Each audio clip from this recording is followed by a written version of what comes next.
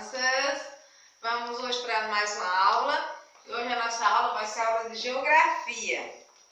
Antes de nós darmos início à nossa aula, vamos parar um minuto e pensar em coisas boas e pedir que Deus nos ilumine e nos abençoe. Aqui na nossa aula de geografia hoje, eu quero que vocês peguem o livro de vocês, o livro de geografia, e abram na página 65. Na página 65, está no quadrinho nomação, que é para a gente fazer a representação de dados numéricos gráficos de população, que é dando continuidade na aula passada, nós falamos sobre cidade pequena, cidade média e cidade grande. Hoje, Tia vai mostrar para vocês como é que pode ser representado o número de pessoas na cidade. Que essa pesquisa é feita pelo IBGE, que é o Instituto Brasileiro de Estatística. Ele calcula a quantidade de pessoas que tem nas cidades e divide também a população entre o total de homens e de mulheres, de crianças, de pessoas idosas, e assim vai. Daqui para nós dando início ao assunto de hoje, na página 65, eu vai ler para vocês e depois vai explicar como é feito essa avaliação para saber o número de pessoas de cada cidade. O número de habitantes de um lugar forma a população desse lugar. E essa população é ela que vai definir se a cidade é grande, média ou pequena. Dependendo do número de população, é que a gente classifica as cidades. Imagine esta situação. Em uma cidade moram 200 pessoas. São 120 mulheres e 80 mil homens. Como é possível fazer a representação desse número de habitantes? Analise e conclui qual é a situação mais adequada. Pronto, aqui o que nós vamos estudar hoje, nós vamos estudar sobre como é dividir essas 200 mil pessoas que vivem nessa comunidade que fala aqui. No caso, são 120 mulheres, dessas 200 mil pessoas, são 120 mil mulheres e 80 mil homens. Aqui nós temos no livro que tem duas soluções diferentes para resolver, para mostrar como é que se divide. Na primeira solução é desenhar um rostinho para cada habitante do lugar, ou seja, desenhar na folha de papel 200 mil habitantes. Para demonstrar essa quantidade de pessoas, pode pegar uma folha de papel e desenhar 200 mil carinhas de pessoa. Dessas 200 mil carinhas de pessoa que você desenhar, pode ser as 120 mulheres e os 80 mil homens. Você vai ter que identificar. É uma maneira mais complicada de desenhar, porque você vai ter que desenhar as 200 mil carinhas. Aí temos a segunda solução, que é fazer uma representação proporcional. Assim, ó, cada carinha representar 40 pessoas. No caso, aqui, uma carinha de mulher representa 40 mil pessoas. Então, cada carinha ela vai equivaler a 40 mil pessoas. No caso, nós fazemos 3 carinhas de mulher, que já dá o total de 120 mil mulheres da população. Depois, os homens, se cada carinha equivale a 40 mil pessoas, do homem nós vamos fazer 2 carinhas, que 40 mais 40 vai dar igual a 80 mil pessoas. É uma maneira mais simples de resolver. E temos também demonstrado em gráfico. E aqui no livro também nós temos esse gráfico aqui, que desenho faz o gráfico, o número de habitantes, que foi feito 40, 80 e 120, que no caso, juntando tudo, vai dar 200 mil habitantes, e foi desenhado os 2 homens representando 40 e 80 mil homens no gráfico, e as mulheres, 120 mulheres, que está representada aqui no gráfico. Essas imagens aqui vocês vão ver também aqui na página 65 do livro. Vocês podem observar que está bem desenhada, bem detalhada aí no livro. Aí, dando continuidade, aqui embaixo tem uma pergunta. Qual das duas soluções você achou mais adequada? Qual dessas duas soluções vocês acharam mais adequada? Desenhar 200 mil carinhas ou fazer em modelo de gráfico, um modelo proposicional? Aí mudando de página, na página 66, também nós vamos ver aqui, ó. Observe a seguir os dados sobre a quantidade de habitantes de uma cidade.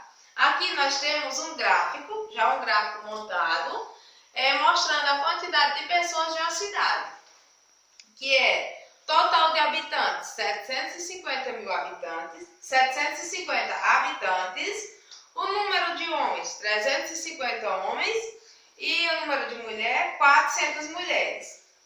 Aí vem a pergunta, com base na solução 2, monte no seu caderno, em uma folha à parte, um gráfico que representa a quantidade de habitantes dessa cidade, especificando a população, homens e mulheres. Aqui está mandando vocês falar de acordo com a solução 2, que é para desenhar no gráfico, que foi o gráfico que eu mostrei aqui e que ele tem também no livro. Só que vocês não vão usar esse número que está aqui, vocês vão utilizar esse número que está falando aqui, 750 habitantes, e aí vamos definir o total de homens e o total de mulher e montar o gráfico. Vocês podem montar e deixar no caderno de vocês, não precisa deixar com a folha, pode montar e deixar feito no caderno. Aí aqui tem um quadrinho azul que é Fique Sabendo, a classificação das cidades brasileiras. Esse Fique Sabendo é mais uma revisão sobre o que nós estudamos na aula passada, como as cidades são formadas, como as cidades são classificadas.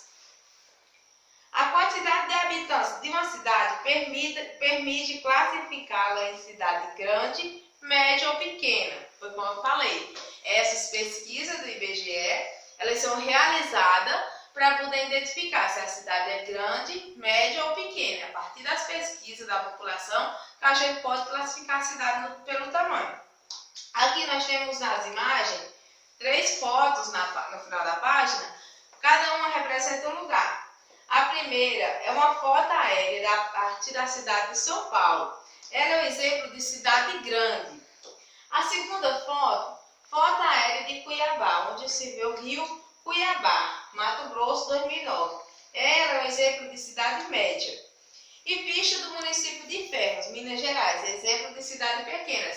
Nós podemos observar que nessas 3 imagens aqui, nós podemos identificar a cidade grande, média e pequena. Veja no gráfico como é feita essa classificação. Aqui, no gráfico, na página 67, tem um gráfico que indica direitinho como é classificada as cidades. Cidades grandes são as cidades que têm mais de 500 mil habitantes. Se a cidade foi feita a pesquisa e comprovado que ela tem mais de 500 mil habitantes, ela é considerada como cidade grande. As cidades médias, elas têm de 100 mil, se ela tiver menos de 500, entre 100 mil a 500 mil habitantes, ela é uma cidade média. E a cidade pequena, se ela tiver até 100 mil. Se ela tiver até 100 mil habitantes, ela é a cidade pequena. Então, as cidades pequenas, elas só têm apenas até 100 mil habitantes, as médias de 100 mil a 500 habitantes e as cidades grandes acima de 500 ou mais mil habitantes. Vocês podem acompanhar também aqui no finalzinho da página que tem a leitura. A classificação das cidades brasileiras é feita pelo Instituto Brasileiro de Geografia e Estatística, o IBGE. Para fazer essa classificação, o IBGE prepara o censo de população, isto é, faz a contagem das pessoas que vivem em cada lugar. Os resultados dessa contagem são publicados e utilizados para ajudar o governo a administrar o país. Então, serve para isso também, para ajudar o governo a administrar o país. Que as cidades maiores, elas recebem verbas maiores, bem diferente das cidades pequenas. E aqui nós temos, na página ao lado, uma imagem de como é feito esse papel, como é elaborado essas perguntas pelo IBGE e como é o modelo do documento que preenche para saber o total de habitantes da cidade. Agora aqui na página 68, temos uma tabela com as 10 cidades mais populosas do Brasil. A cidade mais populosa do Brasil é São Paulo, que a população dela 11.244.369 habitantes. Essa pesquisa ela também foi feita no ano 2010. Com certeza o número de habitantes hoje é bem maior. Aí temos em segundo lugar Rio de Janeiro, Salvador, depois Brasília, Fortaleza, Belo Horizonte, Manaus, Curitiba, Recife e Porto Alegre. Essas são as 10 cidades, as 10 maiores cidades do Brasil. E tem o número de habitantes aqui. Vocês vão observar aí, responder as questões até a letra D. E aqui na página 69, nós vamos falar um pouco como essas cidades são organizadas. O que nós falamos antes foi mais uma revisão sobre a cidade, sobre o número de população. E agora nós vamos falar como as cidades são organizadas. As cidades grandes e as cidades pequenas são diferentes umas das outras. Mas em todas elas é possível encontrar uma forma de organização. A organização da cidade está sempre relacionada à forma de ocupação do seu espaço, quando foi criada. Nas cidades, costuma-se encontrar uma área central com grande movimento de pessoas e veículos, principalmente durante o dia. No centro também estão locais de comércio, bancos, escritórios e edifícios administrativos, onde trabalham os funcionários do governo. Esses lugares estão instalados em ruas e avenidas, geralmente cercados de jardins e praças. Ao redor do centro espalham-se bairros formados pelos diferentes tipos de quarteirões. Pronto, as cidades, tanto as cidades pequenas como as grandes, elas são formadas desse modelo que eu acabei de ler aqui. Só que a diferença que muda da cidade grande para a cidade pequena é a questão do tamanho, de mais movimento. Na cidade pequena, o banco é mais pequeno. Na cidade maior tem mais bancos, os bancos são maiores. Os locais públicos, as praças das cidades mais pequenas, geralmente são as praças mais pequenas. E assim, entre outras coisas. O que muda é a quantidade de pessoas, mas a forma que elas são montadas são iguais. Todas as cidades têm prefeituras, têm praças, têm igrejas, têm bancos. Todas elas são formadas assim, só muda o tamanho e a quantidade de pessoas. Aqui nós temos três imagens, que a primeira é: algumas cidades ainda conservam o centro como ele era no passado. Ruas estreitas, construções antigas, fontes e monumentos. Alguns centros estão sendo restaurados para ficar do jeito que era quando foram construídos. Nessa questão, tem muitas cidades que crescem, geralmente elas crescem no centro, são formadas no centro, e como ela começa a crescer, elas começam a crescer para fora. E o centro fica lá do mesmo jeito, permanece aquela mesma estrutura que foi criada. As ruas são estreitas, as casas com um modelo mais antigo. Como nós podemos observar aqui, a gente andando no centro, tem muitas casas com modelo mais antigo, com os modelos diferentes das casas atuais. Tem também a questão dos prédios antigos, que é a questão histórica, que as pessoas sempre têm que preservar. Sempre preservam aqueles monumentos mais antigos. Aqui na figura 2, nós podemos observar o Centro Histórico de Recife e o Centro Cultural do Banco Real em Pernambuco. Uma nova área central começa a existir quando a cidade cresce. Nesse centro renovado, são instalados escritórios modernos, lojas, ruas de comércio, além de praças, grandes avenidas e jardins. Em algumas cidades, os veículos particulares são proibidos de circular nessa área. Dessa questão, porque muitas cidades onde tem patrimônio cultural, onde fica a parte do museu, as partes que se preserva, que é histórica, eles proíbem a entrada de automóvel para poder preservar mais a estrutura daqueles monumentos. Aqui na figura 3, tem a praia, não, na figura 2, a praia de Boa Viagem, no Recife, Pernambuco. Os bairros também sofrem modificações. Às vezes, muitas casas são derrubadas e no lugar delas surgem edifícios altos, que obrigam várias famílias. Os bairros mais residenciais acabam cercados pela vizinhança de prédios, escritórios, hotéis, lojas e favelas. Que é como eu falei, as cidades, elas estão sempre em evolução. As casas mais antigas, às vezes eles costumam construir prédios, casas mais modernas, e está em uma constante modificação.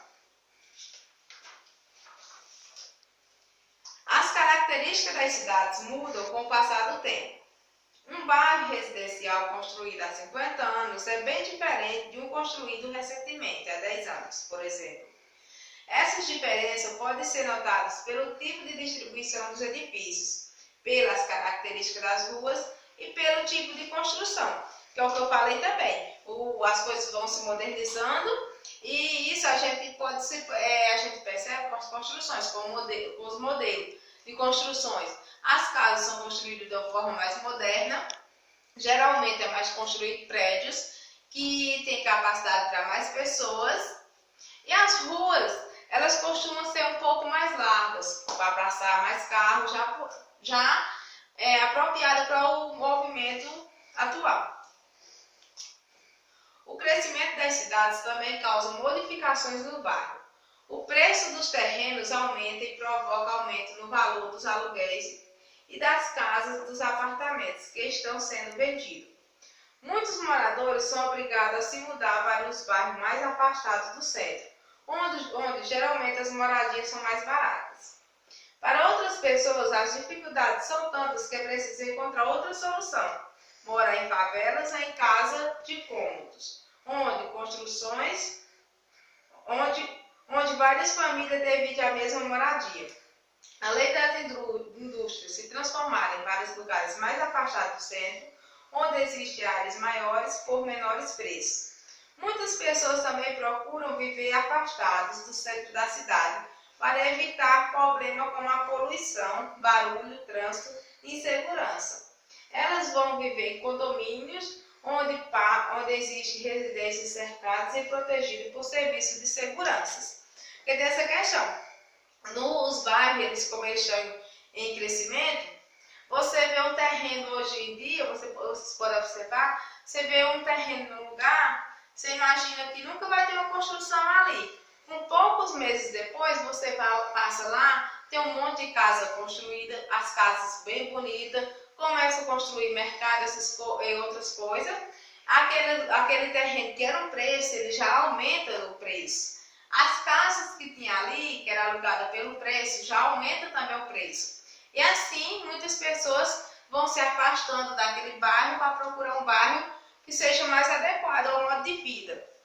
E tem a questão também de pessoas que se afastam do centro por causa do movimento, da poluição, que passam muitos carros, o ar é mais poluído. E vão procurar um lugar mais tranquilo para morar. E tem a questão daquelas pessoas que passam para morar nas favelas, que não têm condição de morar nos centros das cidades, por causa do preço que sobe, o aluguel da casa, e eles são, de certa forma, obrigados a procurar um lugar para ir morar que seja adequado que dê para pagar. Aqui nós continuamos as fotos, as imagens, ó, no final da página, a imagem 4, 5 e 6. Aqui a primeira é Palafitas, em bairro popular no município de Recife, Pernambuco. A gente pode observar que são essas casas, as casas do modelo mais simples, que às vezes as pessoas deixam suas moradias nos bairros que estão crescendo, que estão aumentando o preço dos aluguéis, e vão morar nessas casas mais simples.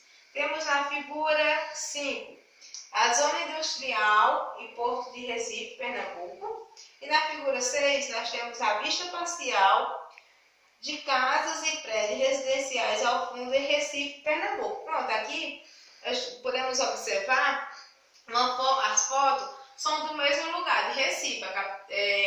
As fotos são de Recife. Aqui é o centro da cidade, Aqui nós temos a foto da praia de lá e aqui as casas mais afastadas do centro, que é como eu acabei de ler. São as casas no centro que vão aumentando o preço e as pessoas vão procurando moradias mais adequadas ao seu modo de vida. Pronto, aí sobre esse conteúdo hoje, da aula de geografia, vocês vão vir aqui na página 71 e 72 e responder a atividade. A atividade é apenas duas questões, pouquinhas questões, que a primeira tem até a letra E e a segunda é só uma questão, que aqui. Você conhece o centro na cidade onde mora? Faça um desenho desse lugar no espaço abaixo. Não se esqueça de representar os jardins, as praças, as construções antigas, restauradas ou novas. E tem a terceira questão. Você mora em um bairro central ou na periferia da cidade? Essas questões são pessoais. Aqui sobre o centro da cidade, vocês vão poder observar que o centro daqui do Juazeiro, ele tem muitas construções antigas, tem as igrejas e as ruas de lá são mais estreitas do que as ruas dos outros bairros. Vocês podem observar isso aí e fazer um belo desenho aqui. Pronto, essa foi a nossa aula de geografia hoje. Vamos fazer a atividade que vai colocar lá na agenda direitinho. Copiar a atividade que tinha da passando, colocando em PDF no grupo, copia e responda no caderno. Que depois a gente vai marcar a data direitinho e pegar os livros para corrigir, viu? Vamos lá, quem tiver atividade para recuperar, vá cuidando em recuperar, porque a tia vai marcar a data de pegar o livro para corrigir a atividade de vocês. Um beijo e até a próxima.